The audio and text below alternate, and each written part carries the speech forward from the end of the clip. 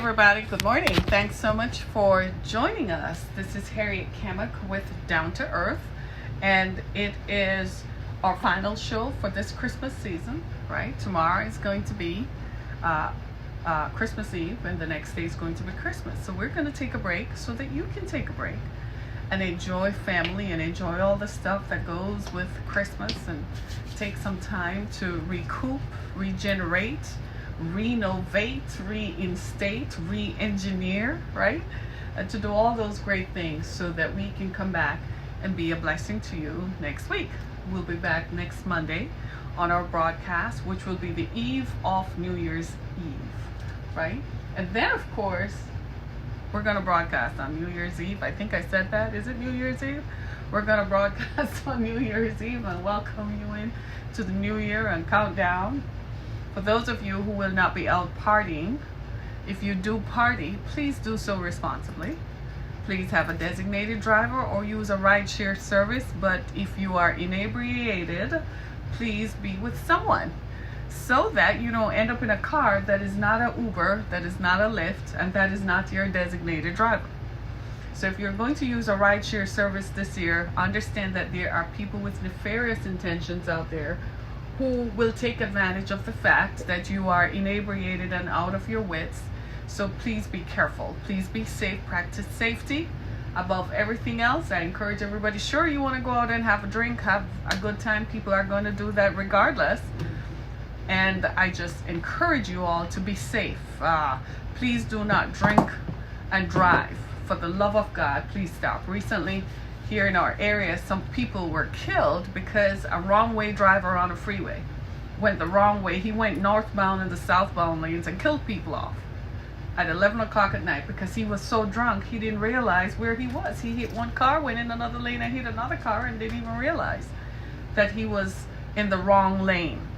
He didn't die, but the other people did. They had to use jaws of life to cut people out. So please, I'm asking you, please do not drink and drive.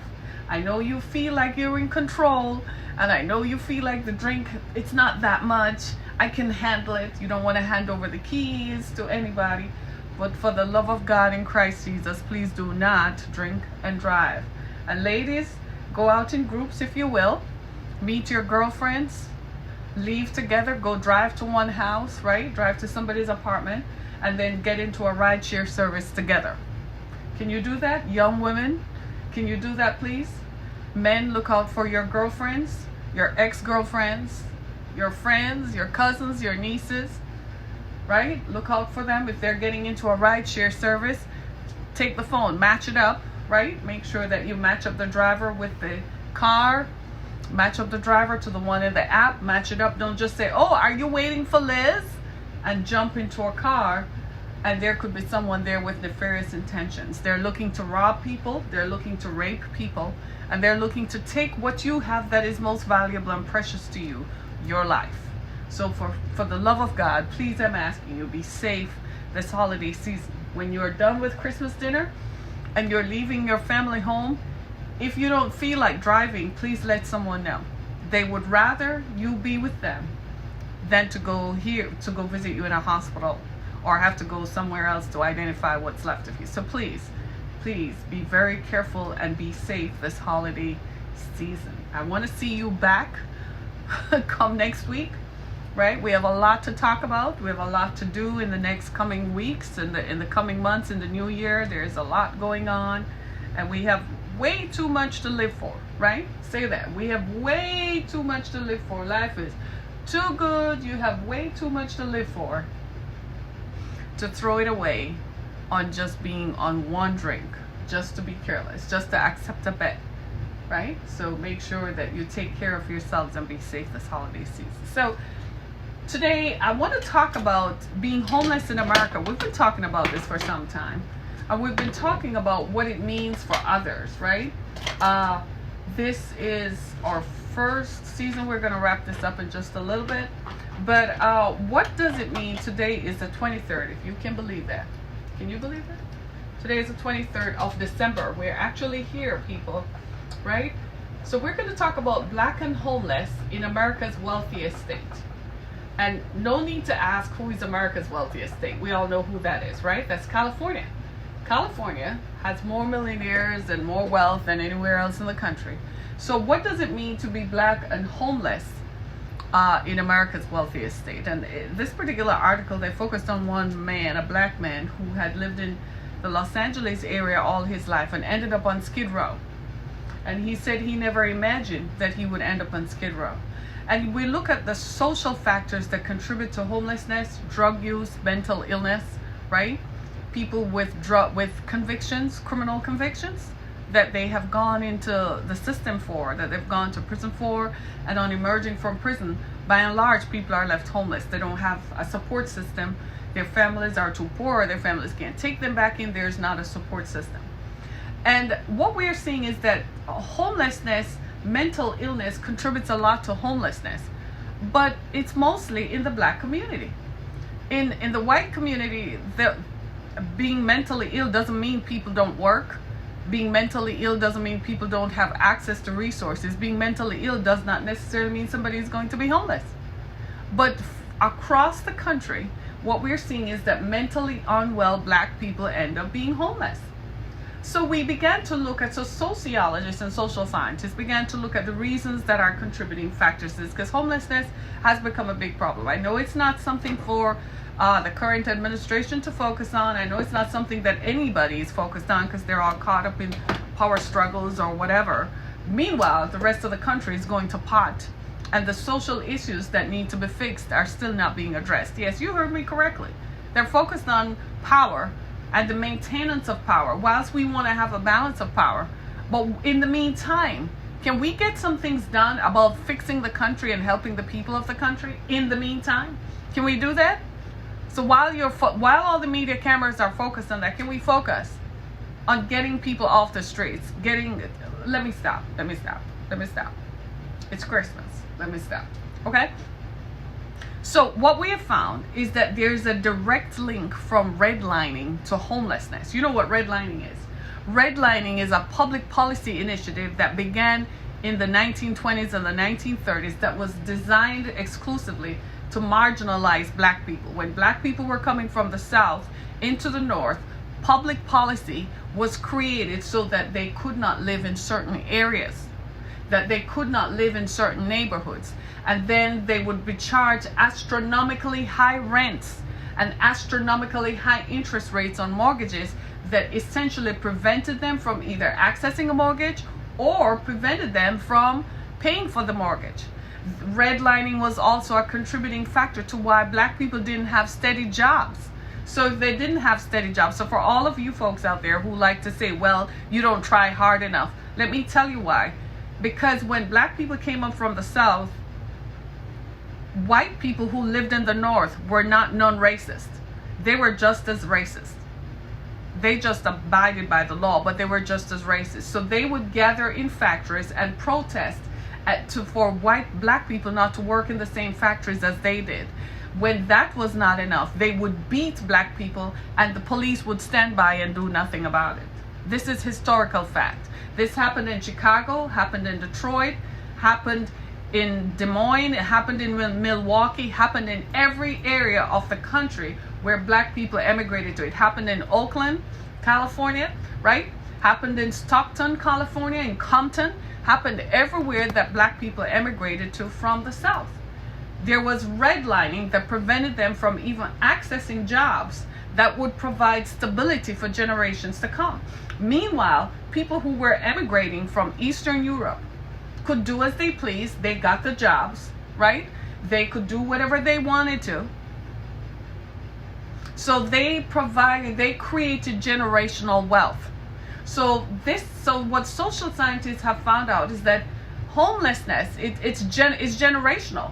So if your grandparents and your grandmama and them were homeless and didn't provide you with stability, it's going to be a real struggle for a generation to rise up and overcome that. And what it means is that one slip, one lost job, one missing paycheck is enough to send people plunging into it because they don't have a support system, because grandmama and them still living in Section 8 housing, still living in housing where they don't own anything. So they're least likely to be able to take in a family member who just got out of jail, because of drug policies where white people can go buy cannabis for free. It's now called cannabis, not marijuana. But black people were locked up for smoking marijuana. But now it's legal. Anybody can smoke it. So the people who are in jail are withering away on a public policy that was designed to capture people and place them at an economic disadvantage and at a social disadvantage. This is what public policy looks like.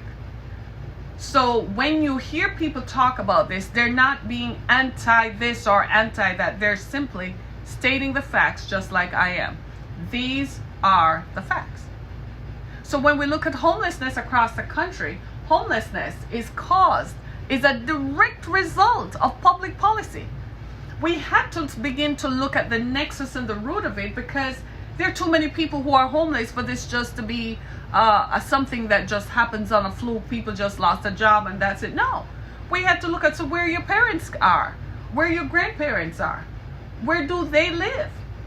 And what we found was, Jesus, it is happening in the same communities that had been marginalized for 100 years now. In fact, it's getting close on to 120 years, because the Great Migration started in 1910, in 1905. So it's getting close on to 120 years. So whereas slavery was abolished and made illegal, they continued to perpetuate a form of slavery that is called Jim Crow, that is called racism in the North and redlining in the North, but it's called Jim Crow down South. So when black people came from the South to the North, they still couldn't find jobs. They still couldn't work anywhere else. They still were beaten. Their homes were destroyed whenever they tried to live in communities. Their homes were destroyed. The few white people who would rent them a house, those white people had to run because other white people would beat them up for renting to blacks. And then if they did choose to live, then you know they were going to pay twice what it would normally cost somebody else to rent. Black people were also grossly underpaid. That's how come we had trade unions being formed. Unions were formed to level the playing field, especially in the auto industry, because the black men and the white men were working on the same line, but the white man was earning way more. So unions were formed to level the playing field. This is what the struggle has been about, and the struggle continues to this day. So we overcome one war, we get to another one, we get to another battle, because there are many battles in a war. The war is to overcome racism and economic oppression, right? Let's be focused on that. And there are many different battles within that. So you overcome one and they create another obstacle. They overcome one and they have another one staring you in the face, so much so that some people feel like they'll never get out of it. You'll never get out of this. It will never work. You send your kids to school, they go to college, and then they come back from college with degrees and they can't get a job. Or they get a job that is at $14 an hour, but their white counterparts are earning $25 an hour for the same job, requiring the same level of skills, with the same level of qualifications. Your black kid who has $700 a month, has hundreds of thousands of dollars to pay back in student loans, is getting $14 to $15 an hour, but the white girl and the white kid is getting $20 to $25 an hour. Economic oppression is real. That's where the fight is. And that's what the rest of us are talking about. We're not just making noise. We're informed, we're educated, and we're telling it like it is. These are the facts. This is what if we want to move forward as a country, this is what we must confront. We must confront the fact that we are racist to our core and that we practice economic oppression. We may not like the term racism, but that's what it means to a person of color when you prevent me from accessing an opportunity. When you prevent my kid from getting a job and getting fairly paid for that job with equal skills and equal education, when you cut off employment opportunities and educational opportunities, when you create redlining public policy that dictates where people live so they don't have economic infrastructural investment in communities of color, that is racism. Whether you like it or not, it is what it is. It doesn't matter whether you're a Republican or Democrat. If you practice it, it is what it is. So the argument that, well, only this group of people does it or that, no, in my experience, I have found that liberals practice more racism on me than anybody else did. I wasn't around Republicans for a long time. But who did I experience racism from? Liberals around me. A few years ago, I think it was back in 2014. It was in 2014. I went to volunteer at a local nonprofit. I was on their speakers bureau. I wanted to set up my own nonprofit. So I wanted to find out how nonprofits work. So I said, okay, I went and volunteered my time. My time is valuable because my experience is valuable. I volunteered my time so I could see what the inner workings are. A position became available. I thought it would be a good way for me to get a leg up, seeing that I have contacts in the industry already, in the sector, right? I thought I could get, I already had the contacts. I knew how to navigate the system. I applied for the job. The white woman who interviewed me, there were 2 or 3 of them, right? The human resources person said she didn't have a problem with me. She thought I should get it. But she said they're not going to give you. She was white. She said they're not going to give you because it comes right down to, have you ever heard of the term racism? And I said, mm-hmm. She said that's what it's going to come down to. Then she resigned, right? The woman who was the chief executive officer or the assistant chief executive officer told me flat out they were not going to give me the job because I was too sophisticated. Listen to this. I was too sophisticated of thought, and I had already accomplished so much that there was no place in their organization for me. When I pressed her for more details, what happened is a white girl came in, a young white girl came in for the job. And because she was homeless, they hired her over me. And then they told me that she was homeless. I said, no, you didn't hire her because she was homeless, because there were other people who walked through the door. You hired her because she's white. You just didn't want me to get access to the information and to get access to financial stability. I didn't tell them I was setting up a nonprofit. I was just a friendly face. Because of that racism, blatant racism, someone else within their organization referred me to someone else, and that's how I got out of that. I kid you not. So when I tell you that racism is real, it is. I never knew that such a thing could happen, but there I was. I had volunteered with them. I had, I'd spent time around them. I didn't see why they wouldn't hire me. But they chose not to because of racism. Right? And this is exactly exactly what we're talking about. Right? This is exactly what it means to be. So when you look at homelessness in California, you have to go back to the history. And what you find in the history is that inherent in the history was the great migration from the South. When they migrated from the South and went west, especially people from Texas, they were the ones who were closest to California, and people in the western, southern states, right? They went west to California, and they were treated badly, and the blacks from the South were surprised that they would encounter racism because they were told that white people in the North, or the impression was that white people in the North were not racist. No, they were just as bad. Especially immigrant white folks who had just come over from Europe, the ones from Eastern Europe and the ones from Ireland, right? Who had come over, who were working in factories. They felt like blacks were coming to take their jobs. They beat black people out of those jobs. And the police stood right there and watched it happen. You don't believe me? Go Google it. It's available for anybody to read. Right? And this happened in northern cities across the board. The headlines of the day were filled and replete with this kind of stuff that went on and on. That was redlining. That was the beginning of redlining until it became almost like it's unwritten federal policy. That's how the suburbs were created. The suburbs were created, the suburban living, suburban lifestyle, suburban homes and neighborhoods were created so that black people could never enter in. And in some parts, that still is true. That still is true. Even now with the advent of the rise of the black middle class that has been going on for some time, there's still some parts that black people feel uncomfortable in penetrating. Some people will tell you they're the only black on their block, they're the only two blacks in their neighborhoods or something like that. It's still uncomfortable. People still have to tell their kids when pulled over by the police, this is how you act, this is what you do, this is how you prevent those kinds of things from happening. It still goes on to this day. So when you look at homelessness, it's not my problem, it's not my thing to do, because it is affecting black people, not because black people just randomly choose to be homeless, because that is the messaging from the society, that black people are worthless, they're lazy, they don't do this. But for generations, you're talking about slavery ended.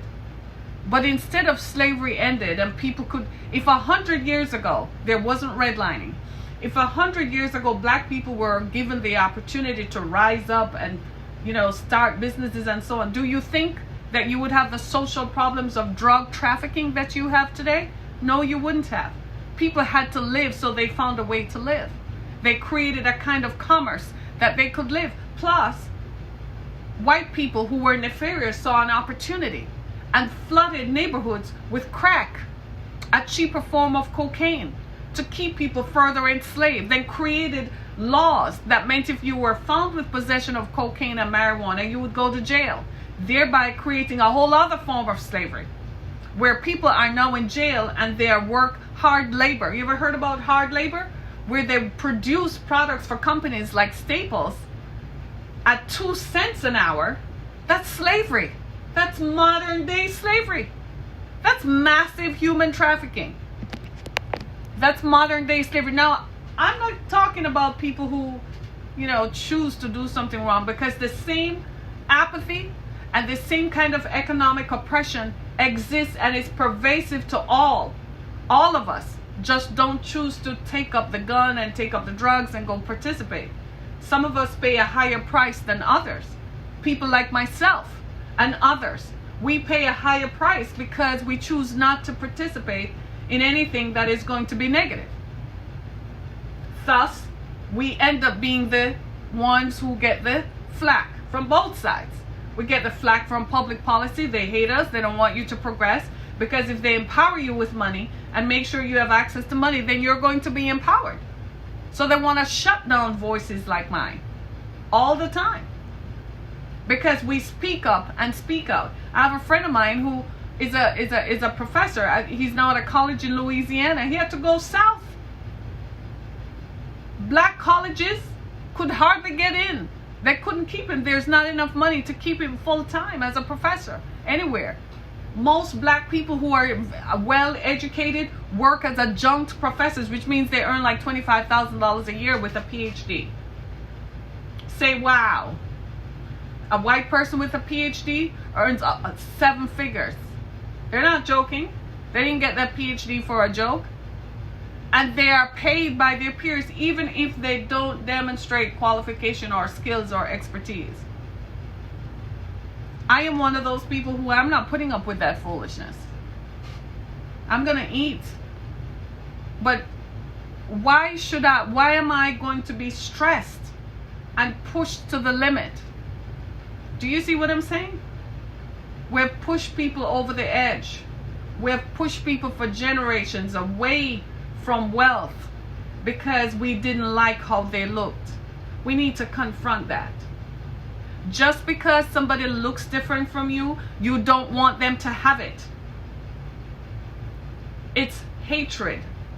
It's nothing less than just pure hatred. You don't want them to have it because they look different than you. And you create all kinds of justifications and reasons why. But did you ever give anybody a chance? Did your generation, you are responsible because you're a descendant. Just like you are saying, I am responsible for the generations of black people who went before me and the generations of white people who went before me. Just like you're saying, I am responsible, you are just as responsible for the generations of white people who enforced the hatred that created the problems today. You're just as responsible. You're holding me responsible for 5 top generations, 7 generations of slaves. I'm holding you responsible for 5 and 7 generations of slave ownership and beating slaves and beating people and killing them and forcing them to have sex to create a free labor society for you. I'm holding you just as responsible as you're holding me responsible for the crack cocaine epidemic that decimated black communities. I'm holding you responsible for flooding the streets with guns that is killing off young black people at record unprecedented levels because they have no commerce, they have no industry, they have no hope. So they turn on one another in utter and total frustration. They kill one another off because they don't know how else to express it, because somebody else is getting a leg up and they've been waiting in line, and you tell them to be patient and to be wait for what? That's what public policy does, and it is aided and abetted by public policy creators and enforcers. I kid you not. I went to a symposium some time ago with the former mayor of Flint, the black lady who stood up to oppression, yeah? And she was surrounded by white policymakers, the people who had been in the job for decades. I knew she couldn't I took one look as I walked into that room, and I could tell she wasn't going to get anything done, and they were making sure she wasn't elected because she was a champion. And she had run out of energy. She got tired of the fight. She looked at it and she's like, I want to live. It looks like they're going to put something in my coffee one day or set my brakes on. You could look in her face and tell. She had gotten tired of the fight. Because the people who were around her were enforcing the redlining. Because I started to ask questions. Y'all knew this was going on and you didn't do anything. And you're blaming it on this and blaming it on that, when that really comes back to where were you 25 years ago? Were you still in the same position you're in now? Then you're part of the problem.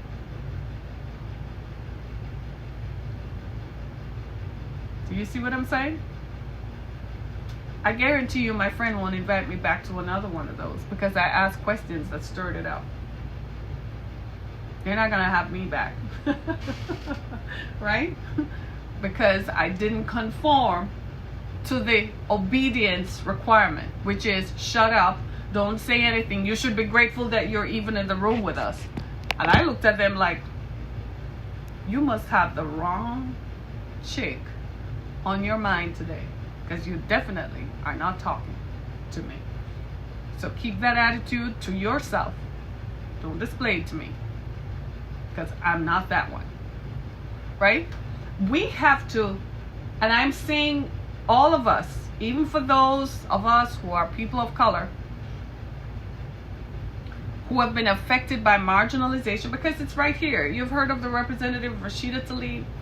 She's from downriver Michigan, right? In southeastern Michigan. If you drive down there, you can smell the chemicals in the air from the factories. It's so marked that coming out of, and you're driving into it, you can smell it. That's somebody who's been affected by redlining. And you really think that it's not going to power her along to address injustice? How do you expect? My friends, understand there's some things that we cannot forget, because you yourself might not enforce it, but there's someone who looks like you who is going to continually try to remind me of why I don't get the opportunity. They're going to deny me, not because I don't qualify, not because I didn't write a good program, not because I have issues in my criminal background. No, they're going to deny me simply because of how I look and how I sound. And we have to overcome those obstacles. Those are issues that must be addressed. And whenever you find a politician who is going to address that, they get rid of them. Because essentially they want the system the way it is because it works for them. Sometimes I wonder about this concept of government of and by the people, for the people. I'm like, which people? Which people were they talking about? Because it's not me. They weren't talking about people who look like me. Were they? Government of Stephen Miller, by Stephen Miller, for Stephen Miller. Yeah, maybe. the architect of the massive immigration debacle that has ruined the reputation of this country. He's the one who created all this wicked policy towards immigrants that have ruined the country. Why do you hate people so? That's hatred. And you practice it under the guise of public policy. Good God Almighty. Are we human? It's Christmas. Is it? Is it Christmas? I have to wonder about that. I have to wonder. Is it Christmas? The redlining in black communities where there's no employment, where there is no money, people can't pay taxes on their properties. So then their properties are going to end up in foreclosure for taxes they can't afford to pay. That's redlining. That's what redlining is. And I think the black city hall people are either oblivious or are so intent on just keeping it for themselves so they can hold on to what they have. They fail to see the full impact and import of these public policies. That's redlining. That's what that is. And it's happening not just in Detroit. It happens in Compton, happens in Los Angeles, right? Happens in Baltimore, in Atlanta. Right now in Atlanta, all of a sudden Atlanta is going through what is called gentrification. I'm like shocked. I'm like, Atlanta? Atlanta was the black capital of America. Since when Atlanta is going to be gentrified? That's exactly the point. They call it gentrification because white people start moving in. They qualify for mortgages. So mortgage companies, the same mortgage company that wouldn't lend the money to a black person to improve their property, that same mortgage company will lend it to a white person who buys the same property in a black community. That's why we call it gentrification. It's redlining. And it starts with racism, hatred of others. Do you know what it feels like to be other? Forget about even my feelings. Let's say you're not interested in my feelings. But that's what your public policy does. This is why when people say I have black friends and I'm looking at you like, why do you have to say you have black friends? Why is it just not your friend? Do you see what I'm saying? This redlining, that's what is creating homelessness. And it happens in California, right there in Los Angeles, one of the richest cities in the country, with one of the richest zip codes, next door to one of the richest zip codes in the country, 90210. You have black people who are homeless. You have a whole tent city. But when you examine it and you start looking at why are people homeless in the wealthiest state, it goes back to redlining. And the people who consider themselves liberals, who say they vote liberal, right? And who say they advocate for justice for all. Are you aware that redlining is what has caused homelessness? Are you advocating for an end to redlining? No. Because that's why your communities are burning down. You went as far as you could away from it to get away from those people. But you vote liberal. We need to examine the condition of our hearts and our minds. Really? We're good people, aren't we? Seriously? Good people who think that throwing snakes in a river that separates two countries snakes would keep people from coming over, because if they go in the river, snakes would eat them. That's being good. That's called being a good person.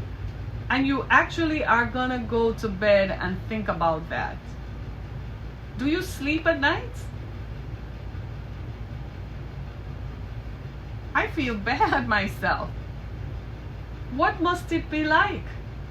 Have you ever asked yourself, what is it like?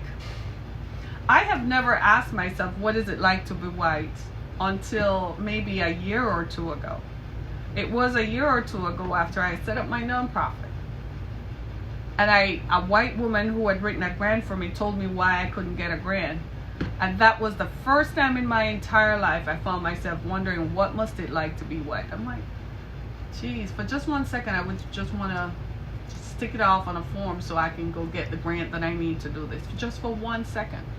It never occurred to me that I could be anybody, that I should be anybody else less than who I am. I believe I'm the greatest person that God has created. I believe I'm a good person. I believe that I'm a nice person. I believe I make a solid contribution to the society. Why else would I want to be anybody else but me? I am fine as I am. I am fulfilled as I am. I don't need anybody else's or any outside validation to validate me to be a good person. Do you see what I'm saying? And so I couldn't understand why a society was going to force me to be anything other than whom I'm supposed to be. I kid you not. It just didn't make sense to me. Right? And so I couldn't, it's something that when I found myself thinking like that, I'm like, girl, you're crazy. I'm like, Harriet, quit. Let's go fight this battle and overcome this. Because if you sit there and think about the obstacles too much, you never will get started. You'll never do anything. So I had to look at the obstacles as opportunities. Here's an opportunity that I probably need to work around. And how am I going to work around this? I need to find more collaborators. See, you start thinking, how is this going to be done? I kid you not. So on this day, before Christmas, as you drive past the freeway and you see people in tent cities and you see people disadvantaged, I want you to think about, why does this happen? And feel some level of culpability and responsibility that you take your darn credit card out, pull your wallet out, and pay for somebody in front of you who is struggling to pay their bills or struggling to buy gas or struggling. Pay it forward. You owe it to them because you are enjoying what their ancestors paid the price for so you can be here. Your ancestors thought that they should have gotten it. Why? They kidnapped people and trafficked people and brought them here to work for free so that you could be wealthy. Now you see somebody struggling, pay it forward and get up and speak up and say, enough of this stuff. Maybe my ancestors did it 400 years ago. It doesn't have to be this way. Change it. Change it now. We all should participate. That may have been the thinking for 400 years ago. It's no longer relevant to this day. Change it. Don't just, oh, well, that's their problem. Let me keep it moving and get in my car and drive to my... I see it all the time. People see it and they're like, even if they display some empathy and compassion. Recently, I went to get my driver's license redone. Something that I haven't seen arrive here yet. It's taking a darn long time. It's 3 weeks, right?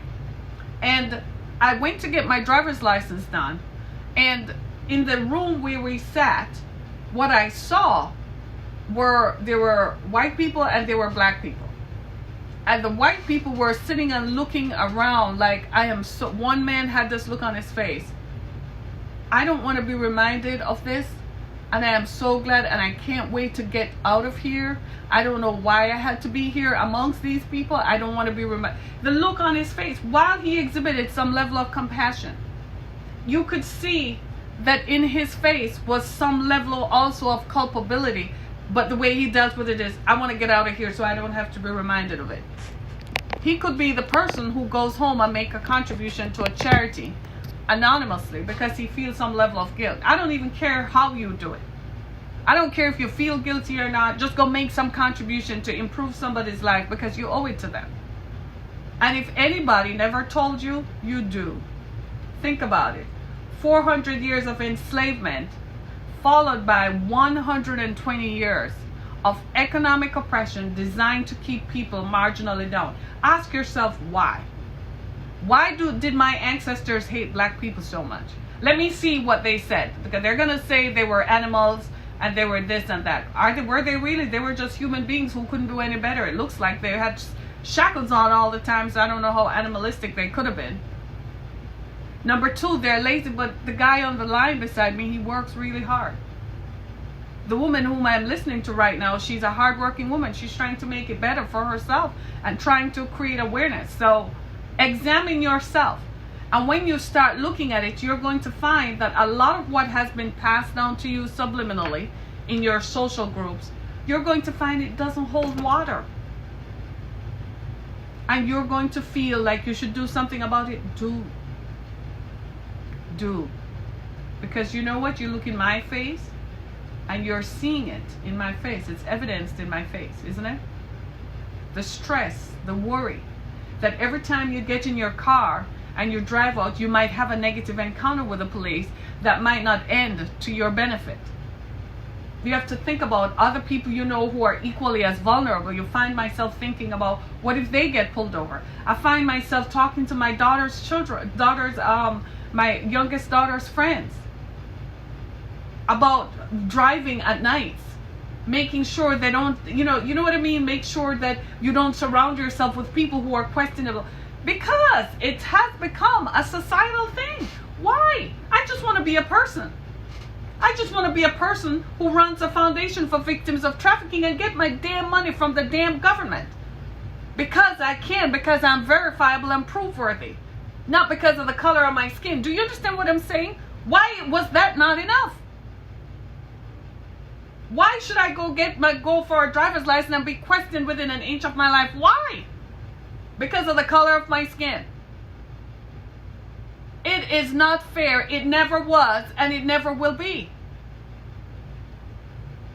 Because this has to stop. I'm sick and tired of seeing so many people homeless and blaming it on their condition when they didn't have a choice. Some people fought against it, and one paycheck away, one job loss was enough to send them plummeting down.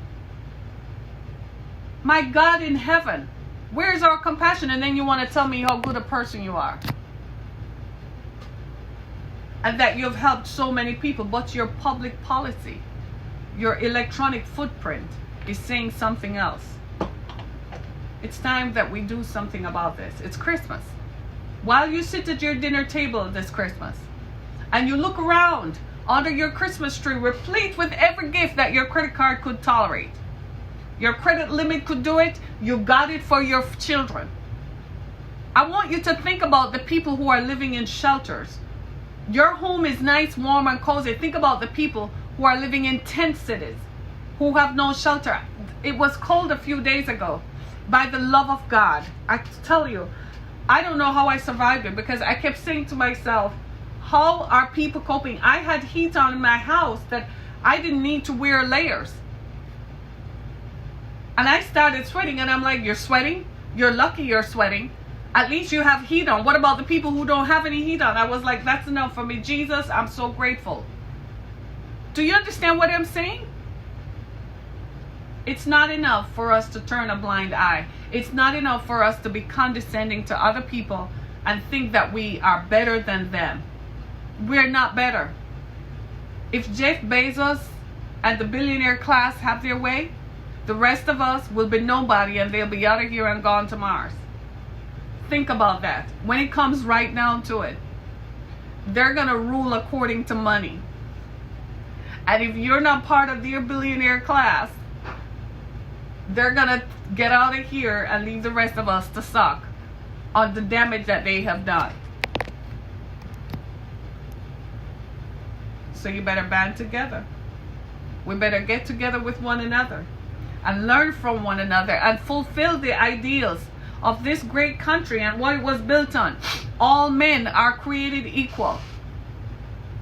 Fulfill the ideals that this country was created on, that ideal that all men are created equal, and that we must love one another and care for one another. If this country continues to say it's a nation built on Christian values, then the Bible instructs us, the teachings of Jesus Christ, the founder of Christianity, instructs us to love our fellow man, love one another. That means you see your brother without shoe, go buy him a pair of shoes. That means you contribute to charities this Christmas season. When you look around and see your largesse, wonder if somebody else has a house. Maybe you can help somebody in down paying on a house. Come on now. Maybe you can help a family who is homeless. Don't just buy them a toy for Christmas. Where are they going to put the darn toy when it's said and done? Think about that. They need somewhere to live. Help them get a job and stay in the job. Stop discriminating against people. Some of you are hirers. You hire people. Stop discriminating against people based on color. Give people jobs and pay them well so they can stay in the jobs. Hey, right? Come on, man. This country was built. That's why I came here. This country was built on the premise that all men are created equal and that there is liberty and justice and the pursuit of happiness, and that if you work hard, you will reap well. Let's do it. Let's come back to basics. We've been shinned by the wealth and the glamour, and we have forgotten the basics. Let's get back to basics. It's Christmas time. Go to my website, theexodusfoundation.com. Make a donation to help folks like me, so we keep people off the streets and keep them warm, regardless of what they look like. When I opened my shelter, I didn't open my shelter for blacks. I opened my shelter for all women who are over the age of 18, whose lives have been damaged, by victimized by human trafficking. I didn't care who you are or where you come from. If you need somewhere to sleep, you need somewhere to eat, I bought food for them myself. When I got clothing, I bought feminine hygiene products. I provided shelter. Come on. Go to theexodusfoundation.com, leave a donation, and think on these things. When you sit down and you're eating your turkey and your ham and your pheasant and stuffed duck and whatever else you're eating, and your caviar this winter season, this Christmas, think about those who don't have enough. My name is Harriet Kamek. This has been Down to Earth. We just had a down-to-earth conversation on the issues that matter to us in our country. We focused this morning on what it means to be black and homeless in America's wealthiest state, the state of California. Help us to help those who have been victimized by the policies, the public policies of redlining that have prevented people from property ownership and continue to marginalize people who try to own property. Help us. And thank you so much for your support. Join us again next Monday when we return. After the holidays, we'll be counting down the new year with you all. Thanks so much, everybody. Be blessed. Thank you so much. I appreciate you. Thank you so much.